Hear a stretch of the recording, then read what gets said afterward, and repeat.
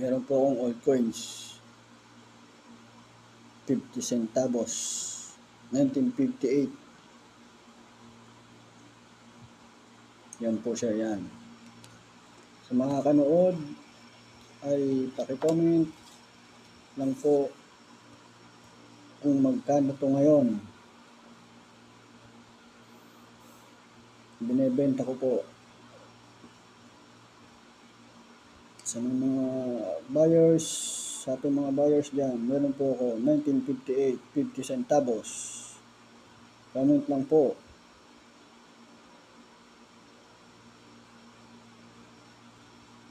Medyo may damage po ng kanyang yun. Kita nyo naman po yung 50.